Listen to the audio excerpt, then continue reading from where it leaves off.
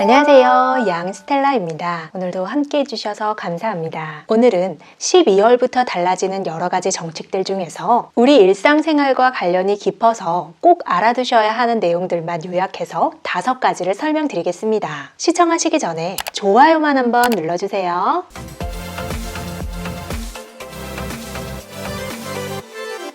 먼저 내일 12월 1일부터 서울 수도권을 비롯한 각 지자체에서 3차 미세먼지 계절관리제가 시행되는데요. 미세먼지 계절관리제는 2019년 1차부터 시작해서 매년 12월에서 3월까지 고농도 미세먼지 집중 발생 시기에 맞춰서 여러 가지 미세먼지 감축 정책의 강도를 높이는 제도입니다. 이 중에서 가장 잘 알려진 것이 저공해 미조치 배출가스 5등급 차량 운행 제한이 있지만 5등급 차량은 해당되시는 분들은 소수이고 이분들은 이미 잘 알고 계실 것 같고요. 여러분들이 알아두셔야 할 내용은 바로 공해전 단속인데요. 이 계절관리제 시행 기간 내에 공해전 제한 지역에서 5분 이상 공해전 시 과태료 5만 원이 부과됩니다. 겨울철에는 추워서 정차 중에도 시동을 걸어놓는 경우가 많아서 단속되기 쉬운데요. 지자체별로 조금씩 다르긴 하지만 터미널, 차고지, 주차장, 학교 환경 위생 정화구역 등 특별히 공해전을 제한할 필요가 있는 지역을 공해전 제한 장소로 지정해서 집중 단속을 합니다.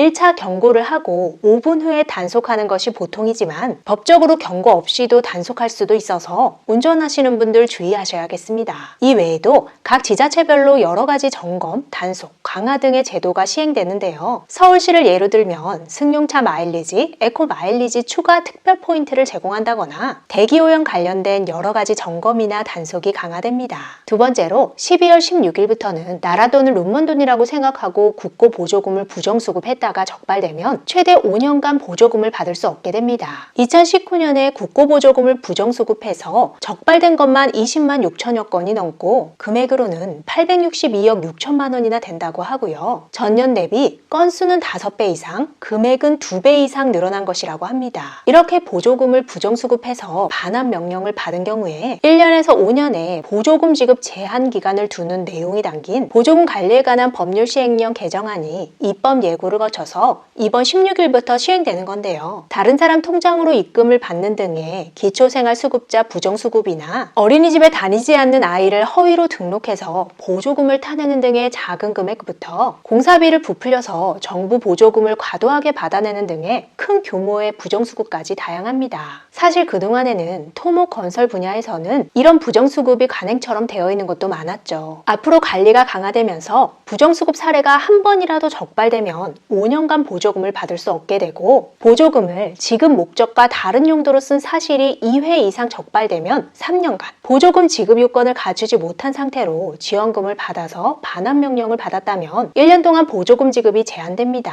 참고로 작년부터 기존 최고 상한액이 2억 원이었던 보조금 부정수급 신고자에 대한 신고포상금 제도의 상한선이 없어졌고 부정수급 반환을 명령한 금액의 30%를 신고포상금으로 지급하도록 변경됐습니다. 그러니까 수억 원대 큰 규모의 부정수급을 신고하면 정말 큰 보상금도 받을 수 있는 거죠. 그리고 소액사건 신고도 활성화시키기 위해서 500만 원 범위 내에서 최소 지급액을 설정할 수 있도록 해서 금액과 상관없이 신고를 하면 생각보다 큰 금액의 보상금을 받을 수도 있습니다. 세 번째로 12월 21일부터 차세대 전자여권 발급이 시작됩니다. 해외여행이 제한돼서 여권 사용할 일은 많지 않지만 이번에 새로 변경되는 여권은 색깔이 녹색에서 남색으로 바뀌고요. 디자인은 국민을 대상으로 선호도 조사를 통해 선정된 디자인으로 우리 문화유산이 활용된 세련된 디자인이 적용됐습니다. 사증 면수도 확대됐고 주민등록번호는 제외되고 여권번호 체계도 변경됩니다. 재질도 내구성, 내충격성 및 내열성 등을 갖춘 플라스틱으로 개선되고 레이저로 각인하기 때문에 보안도 더 강화됩니다.